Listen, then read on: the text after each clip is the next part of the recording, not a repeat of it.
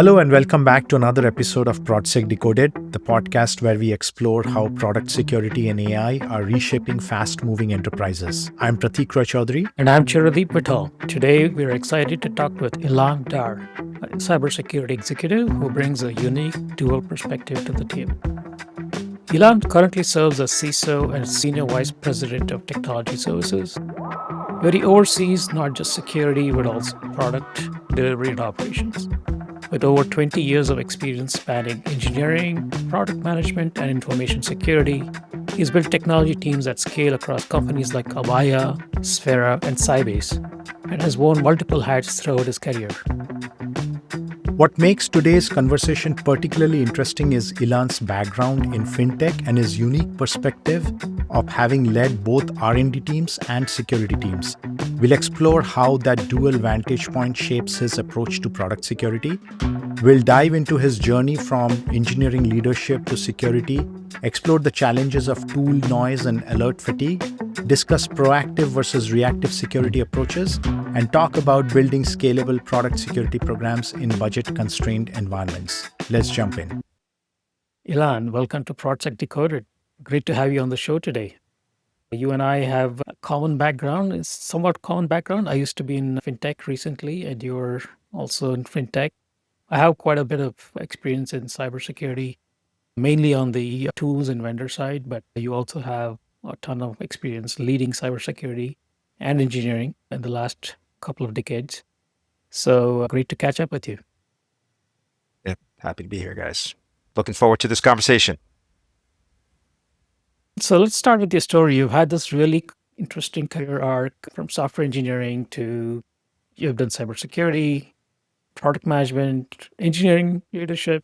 So what drew you into cybersecurity? And with all that engineering background under your belt, how has that shaped the way that you think and approach security? Yeah, no, great question. I was always a curious kid. I think that's something that's a common thread for many of us engineers or folks that are in cybersecurity. So I was always interested to understand how things work and can I make them work slightly differently or more optimal. And so that shaped my initial view into engineering and eventually led me into software engineering. And when I was going through my bachelor's studies in software engineering, I wanted to set myself apart from other students that were going to graduate because at the end of the day, you're trying to find a job. And so I ended up partnering up with a student that was going for his PhD and was working on his PhD thesis, and it was in the area of internet security. He was taking an existing internet protocol that was out there and trying to think about how he could secure that. And so what I ended up doing is he would do the research and I would do the practical aspect of that. I would actually turn his ideas into code and try to prove out that, yes, you could secure the internet. And from that point on, that challenge, right, thinking about that experience and a different view on how software can be created vulnerable, but yet you can also think about that security aspect. That started my career in software engineering with a focus on security. And so when you look at my career, yes, it's interesting in that I've done everything from development to product management to IT and operations to pre-sales and now information security. It's always been with the mindset of security, whether it's operating in a security space as a product manager or whether it's thinking about how I can secure software as I'm building it. And that's really been my whole career. It's been that passion of writing secure software, of thinking about software as an enabler, but something that can also be exploited. That's pretty cool. I think you also do a lot of hack the box or capture the flag things in your spare time as well. So you really keep yourselves on your sharpest edge there. And what makes your perspective unique is that you've been on both sides of the equation. You have led R&D teams that are supposed to ship products fast.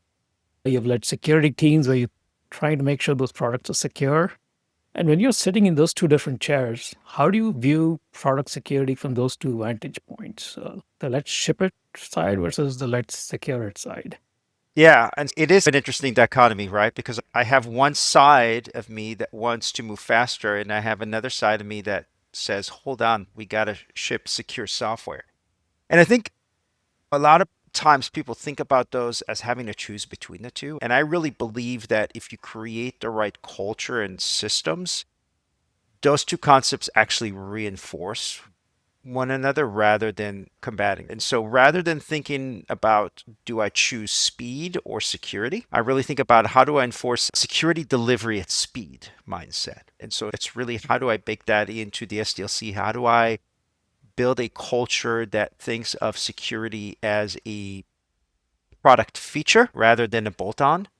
And if you create that mindset, if you create the systems and processes in place that really allow security to flow at scale as part of the process, then you are much better off and you are enabling at the end of the day the business needs, which are move faster. What executive is going to tell you, hey, I need you to move slower when it comes to product development? No one. So I think that's, again, it's this concept of they reinforce each other when they're done. And that's by building security from the ground up into the mindset of software development or product development. Yeah, and I think we have heard of this quite a bit from other guests that it's quite often the human element that getting the culture right is probably priority number one. But I'm curious, practically, how does that look in your organization? So you're both SVP of Technology Services and CISO. So how are you practically navigating those competing priorities? Let's give some concrete examples. Yeah, we always talk about numbers, right? There are more developers than QA testers. There are more QA testers than there are security engineers. That's just the reality. And you certainly, as you start looking at those abilities to move faster on the left side, on the ideation and value creation, you also have to think about how you prevent from your security team being a bottleneck. And so it starts with people. It starts with shifting that security mindset left. You have to have training. You have to create this culture of security champions, folks that are within the product development engineering organization that will try to uphold and adhere to those ideas and principles and standards that you're establishing in the security side. You use a lot of automation. To me, always that mindset is automate as much as you can. If you can't automate, you delegate. And if you can't delegate, then you hire. It really goes from that concept. If I can automate the process, I can make it scalable. If I can't scale through automation, then I'm going to scale through sheer workforce, again, enabling and training people. And if I can't do that, then I got to hire those folks that I'm going to eventually train and delegate to. But that's at its core, it's again, as you said, it starts with people. And then you basically try to get that mix of automation and delegation, getting as many people bought into the idea and reinforcing your needs on the security side. Without that, security organization is just going to be just that bottleneck and or speed bump for value creation. When I look at how I view product security and how I look at providing value to the organization, I think risk starts that conversation. Cannot have a flat view on everything as a risk, and we have to address everything. And if I, even when I automate and when I delegate, I still have to prioritize. And so it starts from that risk side of things. If you establish the right guidelines around risk and risk tiering and what is acceptable and not acceptable, then you can prioritize, automate, delegate, and then achieve success that way. So, Ilan, let's talk a bit about the fintech world, which is where you are right now. Yeah, the fintech world is probably slightly different from the rest of the industries because there is a lot of financial transactions you're handling, there is regulatory compliance, they're working with banks, lenders, and so on. So, from your experience, what makes product security, especially in the fintech world, fundamentally different from other industries that you've worked with? What unique challenges do you see in the space? Yeah, and so as you said, I'm in the fintech space, but I'm even in a crazier subspace of that, and that is the automotive fintech space. So in automotive, you have three entities kind of battling to own the customer experience. You have the dealers that want flexibility. They want to be able to do things their way. You've got tens of thousands of dealers in North America, and each one of them, when you talk to, are probably going to do something slightly different. You have OEMs, car manufacturers, who want standardization. And then you have lenders who demand an extremely high level of security standards and controls. You add to that, the automotive space is highly fragmented. For any transaction to occur, we need to integrate into at least 20 or more technology partners to provide those services. And then on top of that, you add regulatory pressures and requirements, state level privacy laws. What you end up with is a very complex ecosystem to get anything done, and a bunch of rules that at times, or needs that are at times at odds with each other when it comes to trying to secure the information and the services that you're providing to your customers. Got it. And talking about those integrations, which is a key part of the automotive fintech that you are part of. So you are not just securing your own platform, but you're dealing with all these partner integrations. There's tons of third-party APIs. There is risk coming from there. There's compliance requirements. So how do you approach product security when essentially you are securing across this whole web of relationships and integrations and not just focused on your product alone? Yeah, great question. So I think that conquering that complexity probably boils down to 5 key steps. Again, we start from that left side of the equation. You have to have a secure by design code. So you have to have that right mindset around understanding your threats, understanding what it means to be secure from the get-go. You got to have that mindset. API hardening is the second block that I would put in there, because again, every point of integration, every interface that you are creating is a new point of risk, whether it's ingress or egress for those attackers. And so it's really important that you think about that API and harden them, whether it's identity management, whether it's thinking about structuring APIs the right way and what kind of data is flowing through them. All those things that you really need to think about hardening that point of integration. But I think you have to think beyond the third-party integration. You have to think in fourth-party terms too. So again, we're supply chains and third-party risks. When you start looking at that, you might consider your relationship with your immediate partner secure, but what about on their side? What about the data that I'm sending them? How are they going to take care of it? How are their third parties going to take care of it? And so on. And so really thinking about that software supply chain and that vendor risk is important. And so that's, to me, kind of the proactive aspects. So those 3 steps are the proactive, and then there's the reactive. You got to have runtime protection and observability. You got to be able to detect when something goes wrong. And of course, continuous validation of your configurations, of your controls, of your capabilities. When you're in the world where, again, we go back to CEOs demanding move faster, but yet keep me secure. We're no longer in that world of we're shipping every quarter, we're shipping every month. We are shipping weekly, daily, hourly. And so your software is only as secure as your last bit of code that was pushed out into production. So you have to think in terms of minutes and hours rather than days, weeks, or months in terms of what you're able to do and how you're thinking about exposure or attacks that are happening against your infrastructure and your applications. I certainly never thought about fourth and fifth and sixth parties before. That's certainly novel to me. But let's dive into something that's I know has been on your mind and that frankly keeps up a lot of security teams up at night. You spoke to us before about this whole AppSec tool signal to noise problem and alert fatigue that it brings. For our listeners who might not be familiar with this challenge, can you elaborate on this issue a little bit? Sure. So again, when you're operating in our space, and I'm going to step away from fintech, let's just assume you're in a SaaS world where many of us have moved into. We want to, from a security perspective, have as much of a 360-degree view of what's going on in our systems as possible. So you're bringing in a lot of information. Again, our ecosystems are getting more and more complex, which means you have more information that you have to bring in.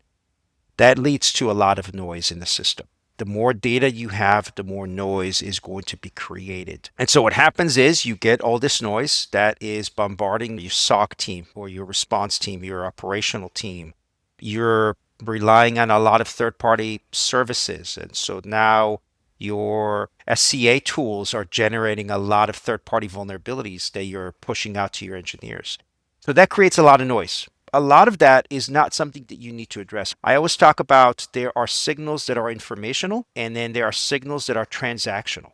And I want to be able to separate the two in that if I can have my folks know what's going on, that's the informational stuff, but them understanding that they don't need to react to it. They may reinforce their learnings or observations, but it's not something that's an alarm. Then they can only focus on the transactional piece. Now, if you have too many things that are coming at you that are firing off as transactional, you're missing the forest from the trees. You're not able to react to the things that are really important.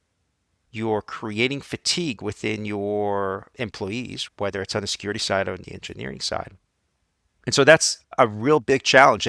And again, as our systems become more complex, as our ecosystems continue to grow, which I think is where the industry is going to in general anyway, then more noise is going to be created. And we have to be able to cut through that noise and get into the real signals. I use an analogy for people that are not in information security. Let's assume you have a fire alarm in your kitchen and your toaster is right next to where your fire alarm is. And every time you're cooking toast, you burn that toast because your toaster is just malfunctioning. And every time you're making toast, that fire alarm goes off. Pretty soon, everybody that's going to hear that fire alarm is going to stop reacting to it. But what happens when your kitchen's really on fire? And so if you can create a situation, replace that toaster, make sure that your environment is set up to that when that fire alarm goes off, it's truly something is happening that needs to be responded to.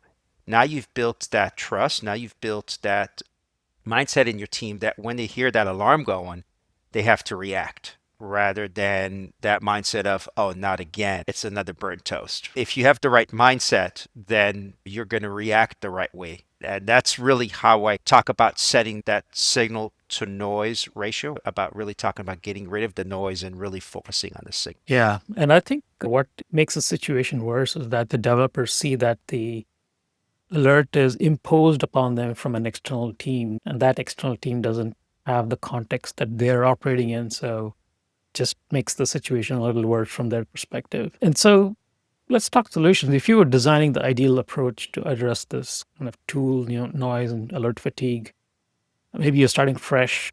What would that look like? What would be your blueprint for solving the problem? So I think you have to start with triaging before you alert.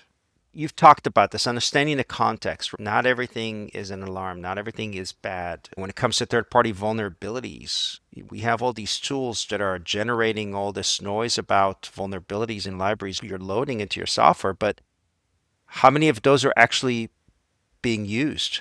How many of those are you using the functionality that has the vulnerability? And so you really need to be able to triage. And then whether you do that through people or tools, that's really based on your capabilities, what's available out there in the market, your budget, et cetera. But you have to start with triaging. You need to be able to separate that signal from noise before you start pushing that to others. And then you have to prioritize real risk. Not everything is the house is on fire. And so you have to look at all those things that you've triaged that are true alerts and decide what's more important. What do you focus on first? Then you really need to integrate this into your day-to-day workflows. So how do you create a culture that is security and engineering working together and collaborating rather than being disruptive? And so you really have to think about how do you integrate this into your SDLC? How do you integrate this into your automation workflows, your CI/CDs, and really make that become part of the everyday routine so people really are working together and understand that security is an aspect of the product that they're working on rather than you're trying to bolt that on as oh, now I have to go and fix this issue. As you create that environment to where you're focusing on the important things based on prioritization and triaging, as you're building this culture of collaboration and working together, you have to share the wins together. It's not a security success, it's a company success. And that reinforces that mindset of a shared responsibility, of that camaraderie and that culture that we are working together to deliver value to the business, secure products at the same time. That's how I would say I would approach it. Now, there are other aspects beyond that that requires investment in people and the right tools that can automate certain aspects of those things, whether it's through the triaging aspects or the prioritization of risk. So, Ilan, I want to go back to something that you just talked about earlier, and that is proactive or preemptive security versus reactive security. Obviously, you need to have a healthy mix of both proactive and reactive. And you talked about secure by design, API hardening, fourth parties as the proactive side. But when you look at things such as red teaming and threat modeling and some of the other proactive things, how do you overall define proactive security? Because depending on who you talk to, the definition keeps changing. And I would also bring something that you have talked in the past. You mentioned the closing of the vulnerability discovery gap, which means the time between the vulnerability being introduced into the code and the time the vulnerability is actually discovered by the security team. So from that perspective, would like to hear your, call it, definition or way you would talk about proactive security. Yeah. So my definition of proactive security is really a shift left mindset. How do you anticipate, identify, and mitigate security risks before they manifest as an incident? The key there is that you need to anticipate. Where reactive is an event occurred and now you have to react to said event. And so you didn't anticipate that that event would occur. You didn't put the necessary controls. And so anticipating, identifying, and mitigating it. And that mitigation might be that you decide I'm not going to put a protective control in place, but I'm going to put a detective control in place. And I know what my action would be to resolve this before it becomes a true incident. So to me, proactive is that anticipation that you are prepared for it. You've thought through the risks and you've picked a mitigating set of actions or controls that would allow you to either prevent that from happening or detect it very quickly and resolve. Now, you talked about closing that discovery gap between the vulnerability introduction and the detection. And so, where I see the proactive mindset going hand in hand, our ability to anticipate allows us to be prepared. And if we're prepared, we're able to think about what is our playbook? How are we going to address these things? So again, it might not be that I'm able to stop it, or I might not want to invest in preventing that event from occurring, but I'm more prepared when that event occurs to mitigate as quickly as possible. And so that starts with, if you can anticipate, you can identify, you know how to now see that event happening, right?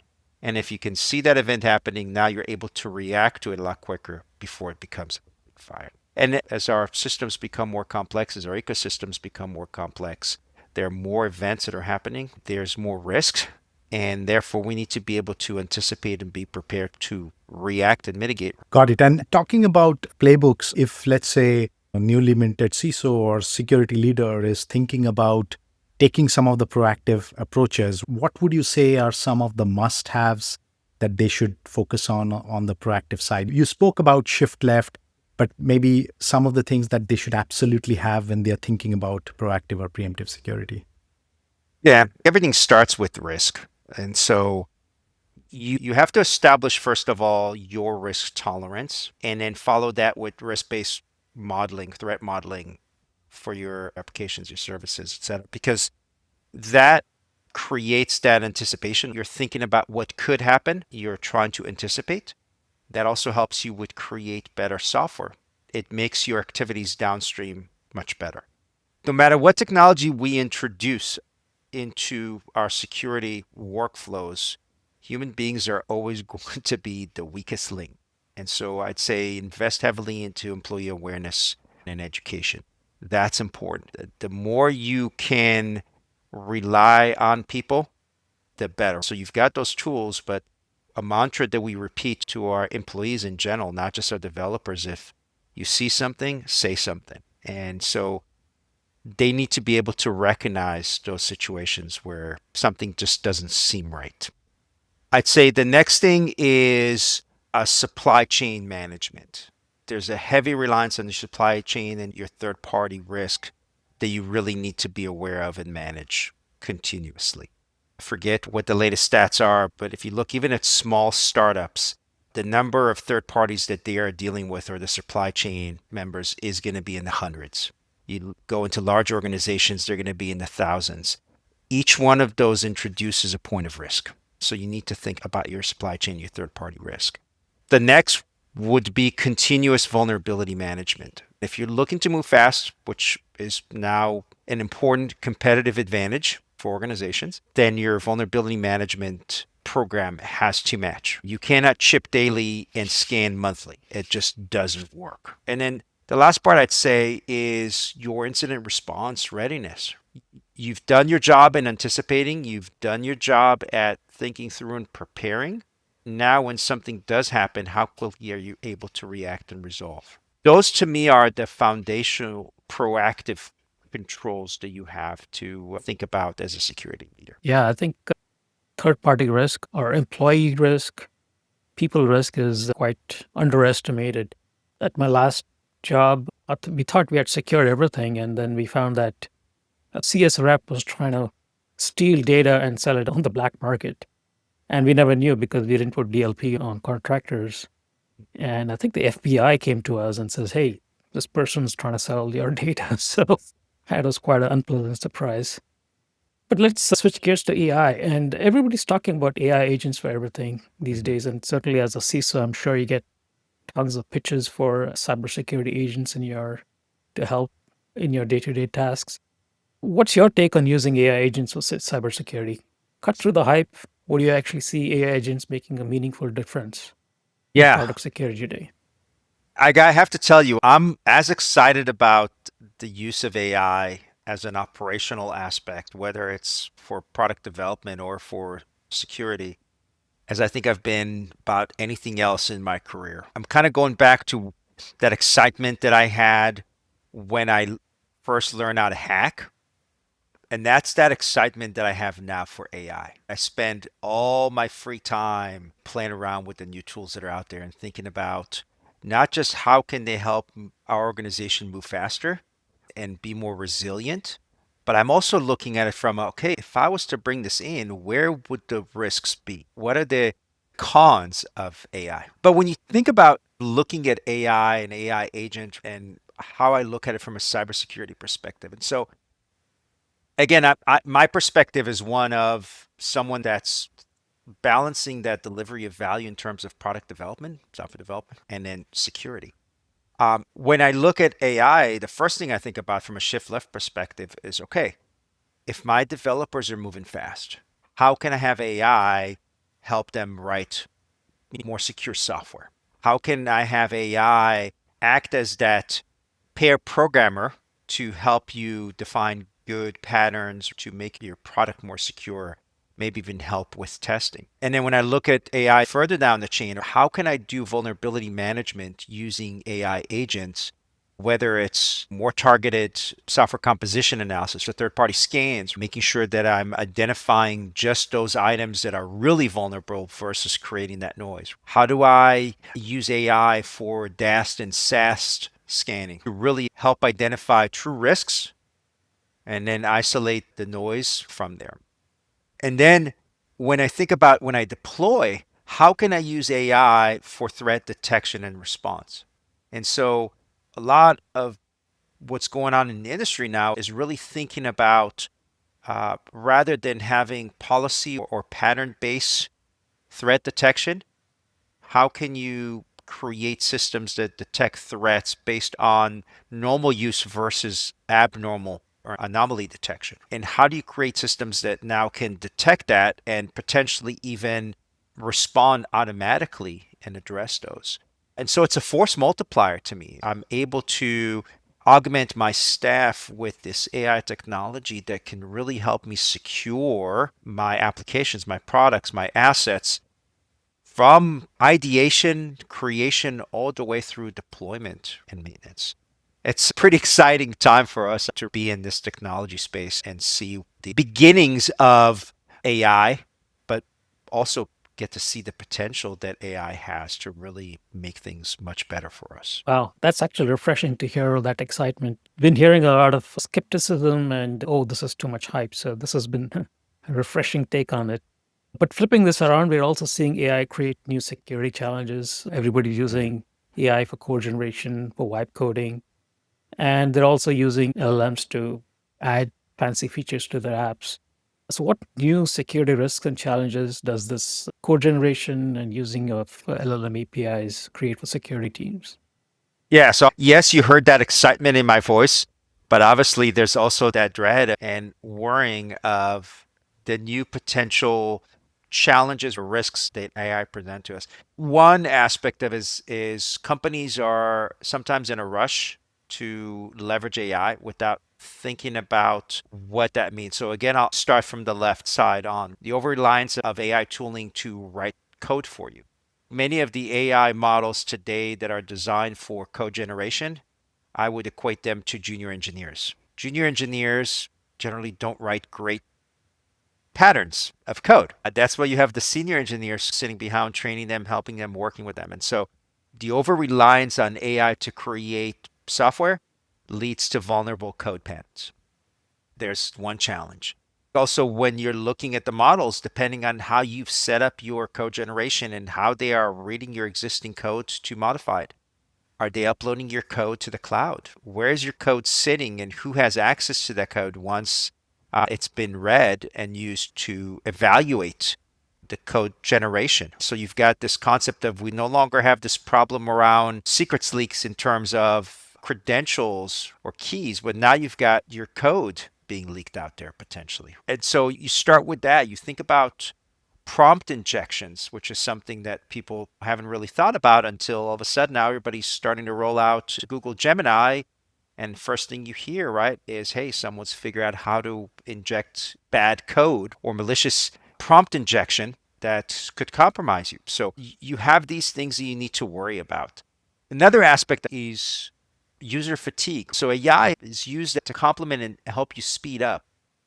But unless you're thinking about speeding up across your full workflow, what you're creating is now new speed bumps and constraints. So, hey, your developers can generate code at 10x speed, but what about your code review? You've got more insecure code, which means you need more thorough code review. Can you rely on AI to really do that code review for you? Or are you going to put more strain and pressure on your developers or your security engineers? And then the last thing that I constantly think about is not all models are created equal. So you have vulnerabilities in models. You might even have poisoning of models that is occurring because, again, you don't know about your third party, fourth party threats. So all these things introduce new risks into the organizations that we need to think about, and we need to balance those risks with the rewards that we're willing to get in moving faster, being able to augment our staff with these technologies that are going to potentially make us more secure with the risks that they're bringing to the table. So that actually brings an interesting question, and that is about budgets, because typically new budgets really don't get created. You have some sort of budget allocation. But in this new world where there is a lot of use of AI for security, as well as you said, applications are being built using AI. And so there'll be prompt injection, data exposure, and so new risks are coming up. How are security leaders such as yourself thinking about budgets for product security in this new world of AI? I mean, Yeah. there are, of course, existing budgets, call it vulnerability management, technical testing, AppSec. Are those getting now somewhat reallocated to this space, or are security leaders thinking of, hey, we need net new budgets because there are new kinds of risks that are coming up with the use of AI, LLMs, as well as different kinds of applications that are coming out? Yeah, I think the allocation of the budget really depends on the company size, the stage of their maturity, the way the security organization or the technology organization is created, the reporting structures, the space. There are a lot of different things that could impact how we look at allocation of budgets. I've seen over the last 10 years thinking of security budgets as just that is, hey, it's a security issue and you're going to need to figure it out. And I've also seen a mix of a product that's coming from your technology organization or your product organization. When we look at budget, we need to understand again, it's all risk-based, and it's all going towards supporting the business. And so you have to have the right leadership in place that's supportive of security. So having that security mindset and understanding that security is not a checkbox or bolt on. It's something that we think about that's just as important as our marketing, our sales, our product development, etc. And so you have to figure out if something is important, if you need budget because you're investing in something, you're going to have to figure out. So you might say, hey, I need this budget for these new tools that are coming from the introduction of AI tools for our development. That's fine. And so your calculus would be, well, I, from a product perspective, am now leveraging AI. And as part of that, I have to bring the tools that are going to allow me to use AI the right way. So it includes both the tools, whether it's things like OpenAI, Cursor, etc., and the other tools that are going to allow me to have governance and controls over those new tools. It's the full set of complementary tools that I need to allocate and use. And so I might say if I'm getting a 2x increase in productivity, I may reallocate that from headcount I had elsewhere that I was planning on budgeting to hire, or I might ask for a bigger budget increase in order to be able to support that. Every organization is different. Every organization needs to have the conversation of, if we're going to do X, if we're going to introduce AI, what does that mean to us in terms of productivity improvements? And what does that mean to us in terms of risk? And where should that budget come from? If it's decentralized tooling, it might come from those organizations. So if marketing is deploying an AI specific tool, we might go to marketing and say, you need budget for this tool to make sure that you do it correctly. But if it's something that's deployed across from an IT perspective, then you might just have that as a holistic view of your IT budget. That makes sense. And are you in general seeing, with the advent of AI and especially AI for security users, are you seeing more prioritization on tools when it comes to budgeting? Or are you seeing that, yeah, you know what, you cannot not have headcounts. You absolutely need headcounts because agents are good, but they need some direction, guidance, and so on. Are you seeing that the focus on tools is somewhat increasing, or it's the same as before? No, I definitely see organizations leaning more towards budgeting of tools versus headcount. And look, the reality is we've heard plenty of announcements from big companies that are saying we're going to cut headcount and we're going to leverage AI to increase speed of delivery. And so we know that's real. We can't argue with the data that's coming out. I think, again, every organization has to think about their own needs. There's always going to be a subset of headcount that you need. You need people.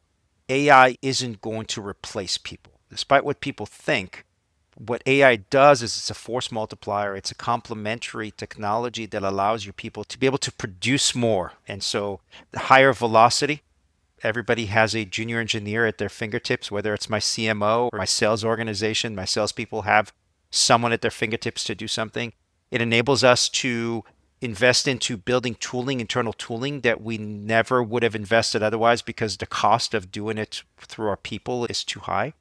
But at the end of the day, you still need engineers. You still need developers. You still need architects. You still need designers. AI cannot do that just yet. So you cannot completely replace your people.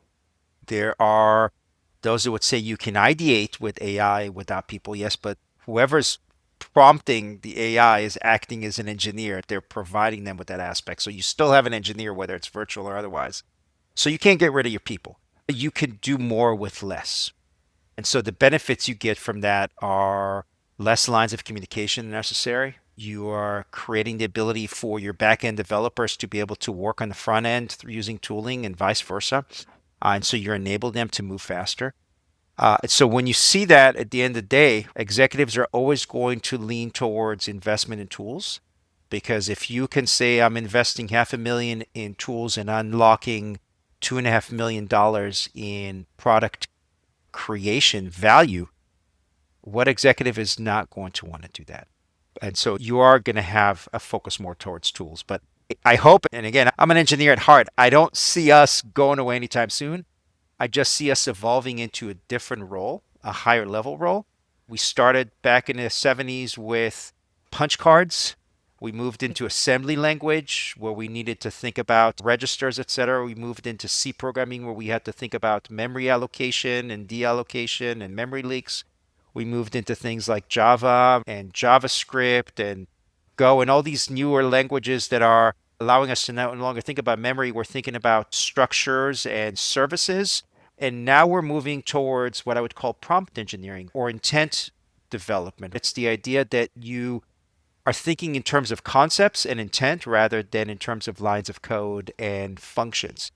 And it's great, but you still need to have the right architecture, the right design, the understanding of systems, complex systems, and integration points. Those things are not going to go away. AI is going to help you do some of the fundamental things that you no longer need to worry about. Yeah, Ilan, this has been an incredibly insightful conversation.